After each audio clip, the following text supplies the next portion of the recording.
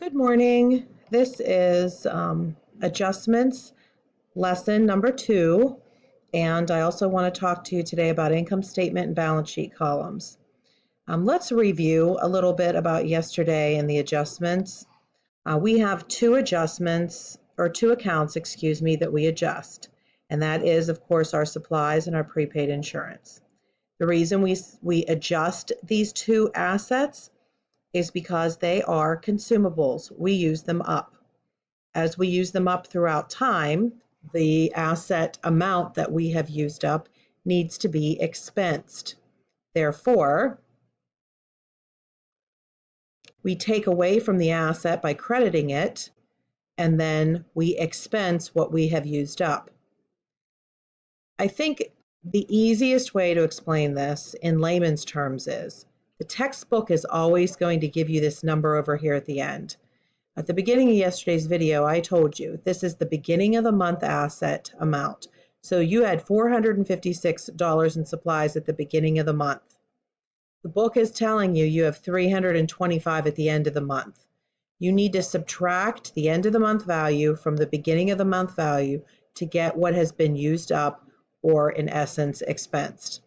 So this number is your adjustment. When the textbook gives you adjustment information, students automatically want to plug that number in this adjustment column, but that's not what you do. When the textbook gives you adjustment data or adjustment amount, you put that number at the end of the month, and then you subtract the two to get what you have expensed. Okay, now I want to show you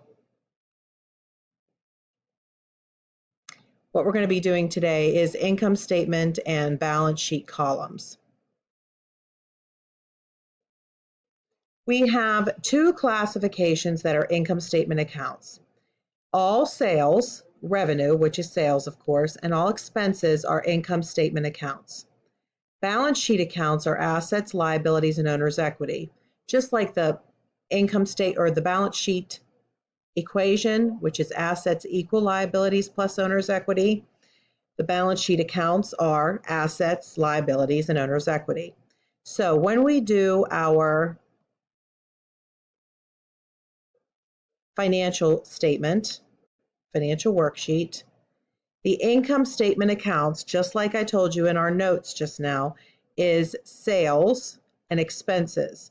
So sales and expenses are the only accounts that are going to be listed in these columns, which are the income statement columns, because income statement accounts are sales and expenses. The balance sheet columns are going to have all assets, which are cash, petty cash, account receivable, supplies, prepaid insurance, all liabilities, which in this case we only have one, which is account payable, and all owner's equity, which in this case we have two, which are drawing and capital. So let's recap this here for a minute. The income statement account columns are only going to have sales and expenses. The balance sheet columns are going to have assets, liabilities, and owner's equity. So going back to our worksheet, you're going to bring over, let's start with our balance sheet columns first. You're going to bring over your cash amount. It's a debit here, so you bring it over as a debit. You're going to bring over your petty cash amount. It's a debit here, so you bring it over as a debit. You're going to bring over your account receivable as a debit. You're literally just copying this data in the balance sheet columns.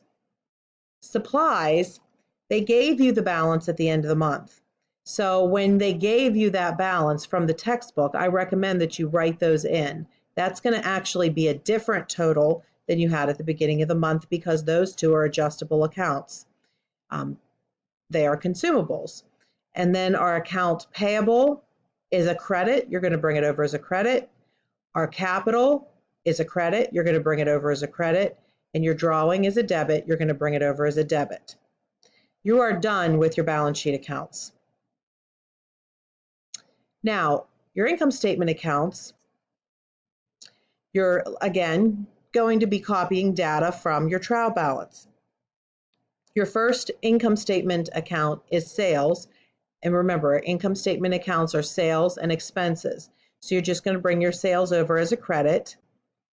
Your advertising expense, insurance expense, miscellaneous expense, supplies expense, and utilities expense all get brought over.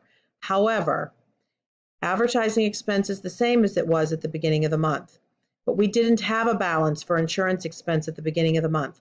We do now that we did the adjustments. It's a debit, so you're going to list it as a debit. Miscellaneous expense is just going to be brought over.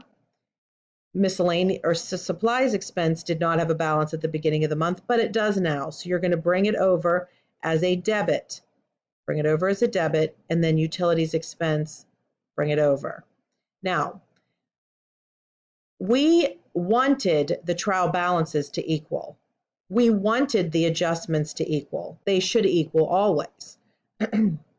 Your income statement columns should not equal. When you add up all of your debits and you bring down this credit, they should not equal each other. I do want you to total them for today's lesson.